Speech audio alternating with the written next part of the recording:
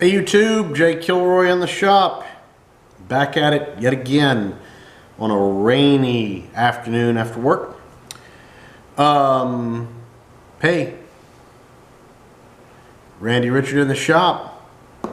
Got a sticker in the mail from Randy. Want to say hi, shout out Randy Richard. If you're not checking out Randy's channel, you should be. Randy Richard in the shop sent me a sticker, sent me a couple. Very nice, very well made. One of the things I am noticing about a lot of these stickers that I'm getting from a lot of folks, most of the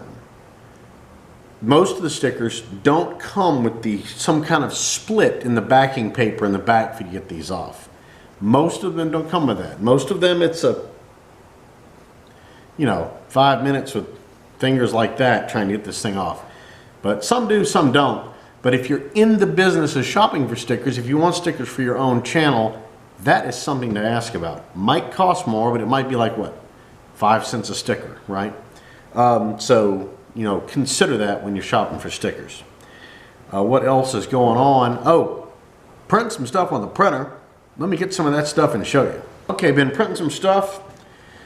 Like a lot of you guys, I like to just think about things, fiddle around things. One of the things I've always been interested in doing is building a house out of shipping containers. And what I did was I printed some scale shipping containers. They have tops. I printed the tops. The tops are separate. Yeah. Printed 4 of them. They're scale shipping containers. I've always been interested in the idea of you see all these shipping container homes and all this stuff like this, incorporating shipping containers into structures. And what better way to kind of mess around with the ideas than in a real tactile 3D way. So I printed these. Models like this are available all over the place online. If there's something you want to print in 3D, odds are somebody's already done it. That's one thing. Second thing, I have a men's breakfast group that I go to every Tuesday at my church here local to me, and there's an old stove in the church, and the knobs kept breaking. So it's old commercial style, big stove. So I printed some knobs. Yes, I did print Kilroy was here on the knobs because I can. I actually printed 3. The other 2 are other one is actually on the stove, and I wanted to see if it would fit, and then I came back and I printed 2 more. Just as a secondary, you've seen a lot of my prints have been in this green ABS. This is black ABS. That's the next thing I printed. The GoPro mounts are going Hale and Hardy. I just finished 2 mounts for viewers that are interested in maybe doing their own channels. And Charles and John both got some mounts. I'll be mailing these out shortly as soon as I put the heat set inserts in them. That is the Kilroy original GoPro mount. And but that's black ABS. This is a white high impact polystyrene, or HIPS. It's referred to in the 3D printing community. One of the upsides to HIPS, well, the primary upside to HIPS is it costs half as much as this stuff by volume, by weight. 5-pound spool of HIPS is half the cost of a 5-pound spool of ABS or PLA or something like that. It's also sandable and paintable, which is nice. Of course, it only comes in one color, right? This isn't actually a color. This is a raw color. This is what high impact polystyrene is. It's white. So it comes in this kind of color. If you print it in very thin layers, it is almost translucent. It's very light. So anyway, that's hips. I've been printing a lot of that for prototypes because it's cheap, right? So it's like I said, it's half the cost. So that's what I've been printing on the printer. But that's not why you're here. You're here because we're going to get back on the work stop for the Kearney Trecker. Notice the nice blue. Yes, that's right. I painted it. The last thing that we're going to do on this piece is we're going to slot it and put a relief in it for hold downs for the Kearney Trecker mill. And so I decided, well, I'm just going to paint it first. That way the I don't have to worry about, you know, masking it or doing whatever later. I mean, I can always just leave it raw, but in Mississippi, mild steel is gonna rust, right? I mean, it's just, if it sits still, it's gonna rust. Even inside, like here, this inside my shop, the humidity is probably higher inside my shop with the air conditioner running than it is, say, outdoors at Randy Richards' shop with the doors open, right? Low humidity here is 50%, 60%. That's low humidity. So stuff's gonna rust. So a little paint goes a long ways. This nice color, by the way, if you like fun, have fun with color, don't forget from your childhood, testers. I just had some of this stuff left over from making Pinewood Derby cars with my children. And I just decided to use it. So there we go. And I tell you what, now that I think about it, the end of the video, I'll show you the Pinewood Derby cars we made for my son and my daughter. Scouting is a family sport, right? Family activity. So anyway, let me tilt the camera down so we can get back on this guy here.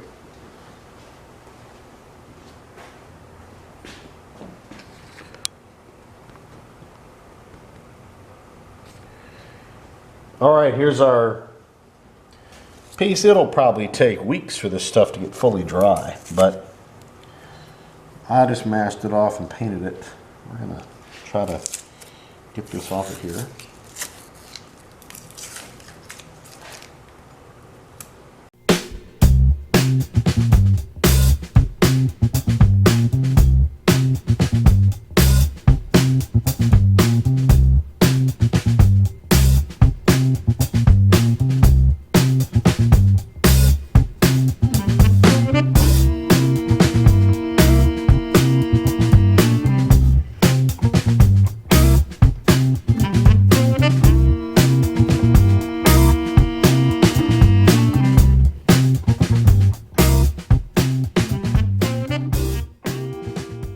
We are basically cleaned off here, all the masking. My masking job didn't do great on the ends where I had the milled surface with the roughing mill, but not really a working surface, and I'll just clean that off with a little Scotch-Brite. But that gives us a nice contrast. Looks good. There's nothing wrong with your stuff looking good if you can. So, and we are going to slot off in the center of this distance, which is 3 inches. We're going to come in the center of this distance, and we're going to slot off a 1 3/4 inch diameter for the full length of the piece. That is for the hold down, the nuts, a bearing surface for the hold downs. Let me get one of those and I'll show you that. So here's one of the hold down nuts. This is a 3/4 inch Tico, however you pronounce it, flange nut. So what I'm going to do is I'm going to, and the diameter on this is, the flange is 1 5/8. So I'm going to mill a 1 3/4 inch relief here, raw metal, just for these flange nuts to bear on so they're not bearing on this uneven and painted surface. And then we will slot through that for the 3/4 inch hold down hardware, the 3/4 inch studs. So we'll slot through that on both halves like so. So that is the next step. Then after that, we will mill the 3/4 inch thin slots for the keys that are going there, optionally go in there for keying this to the table. So let's get over to the mill and get with it. All right, we're over at the mill. We got the work stop here in the vise, just free hanging. It's plenty thick enough material to live through the forces we got going on here. All we're going to do here is mill the relief for the hardware and center drill for the ends of the slots for the hardware. And I'm just doing that here to take advantage of the DRO for my hole placement. And so this is a 3/4 inch carbide 4-flute end mill with a 30 thousandths radius.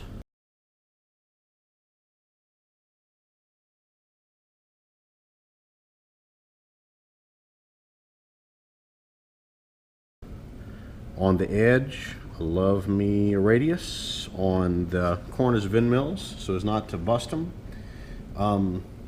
We're going to make one pass down the middle, then we're going to offset a 1/2 inch to the back and a 1/2 inch to the front.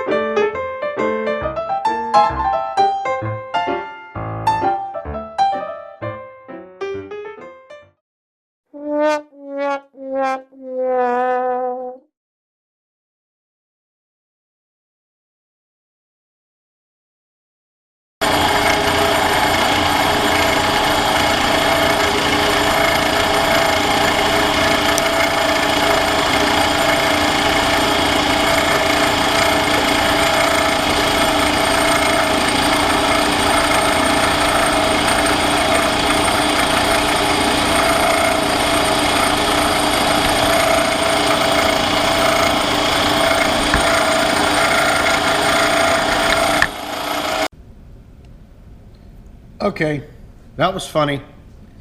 Go ahead, laugh it up. I guess that's the first downside to having a power feed on the mill here, is that I can forget that I have a power feed on the mill, and all of a sudden nearly knocked my camera off on the floor. Yeah. Let me clean up a little mess here. I'm gonna give y'all a second just to get up off the floor.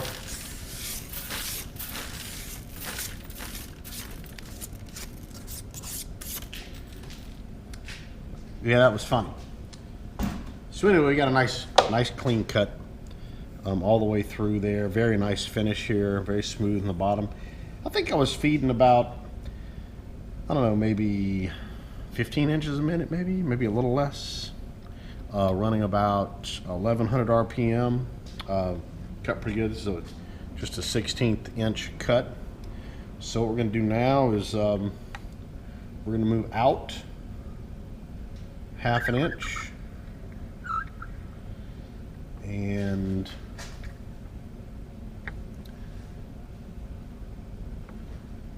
close. And now we're going to feed back the other way. And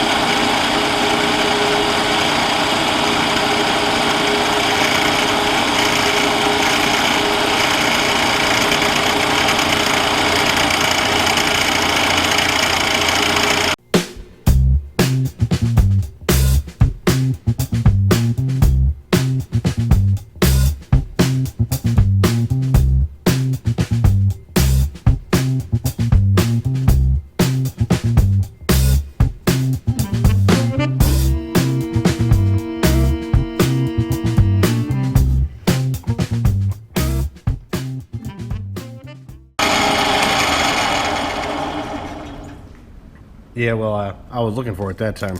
Now we're going to go back half an inch the other way, off center, and finish up. All right, going back the other way.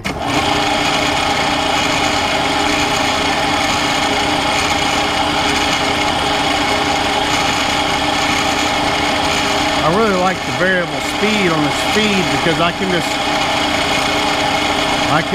take the knob, I can walk into the cut nice and gently. And then once I get into the cut, I can accelerate.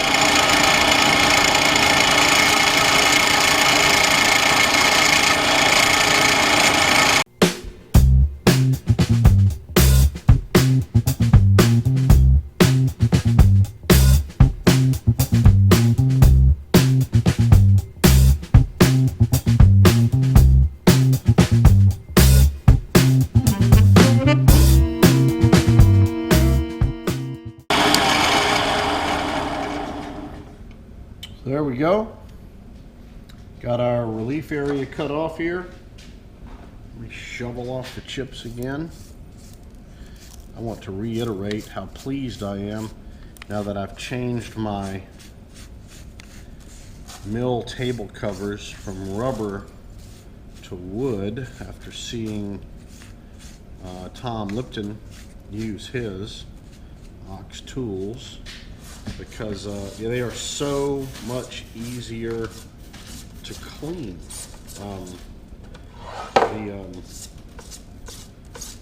You know, the chips just wipe right off. You know, it's I thought it was just going to wipe right off the rubber, and I was wrong.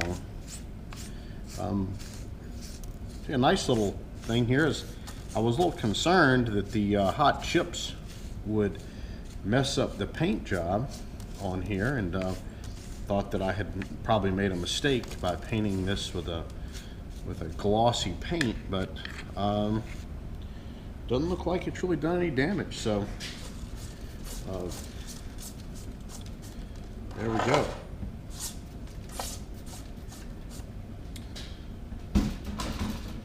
Check our dimension out.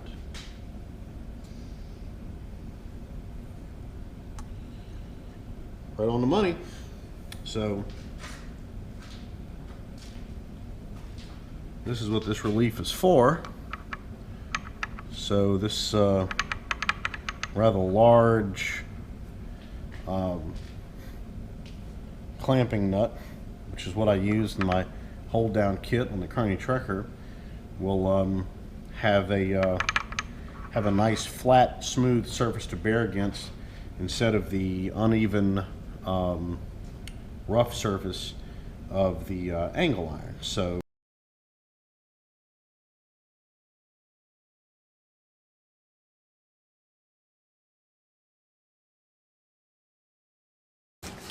alrighty, so I got my 2 slots cut here for my keys. Getting ready to drill the holes for the securing screws, to secure the screws. I went ahead and set a stop so I don't over penetrate. And while I was cutting my slots, I set my Y to 0 here and my X to 0 here so I can pick those axes up real easy. My GoPro is kind of on the fritz. I gotta be honest, you know, maybe that camera's good at what it's supposed to be used, you know, action photography, but I find it to be a real pain in the butt. And anyway, we're going to get to drilling some holes here. All right, YouTube, there we go. We got our relief cut in the back here for the 3/4 inch hold down hardware. And we've got our, make sure you can see that.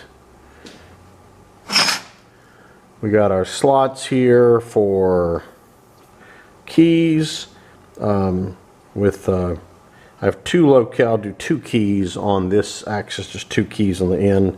I'll do 1 solid key across the center here with the holes, hold down holes drilled and tapped. I was just doing a little deburring, just knocking off some of these burrs because they will cut you wide open. and I don't have any desire for that.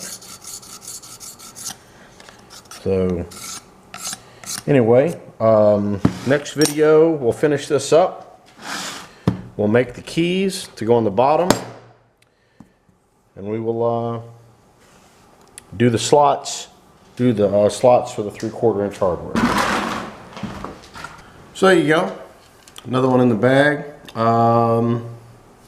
Making some good progress on this, and this will be once this is complete, we'll get back on the angle plate castings, knock those out, and then I've got a few projects lined up after that. So thank you to all my subscribers, thank you to all my commenters. If you haven't subscribed, please do. If you have suggestions, requests, at the end of the video, you will see my email. And please feel free to drop me a line about any and all of the above. Anyway, be safe in the shop, and I'll be back at you soon.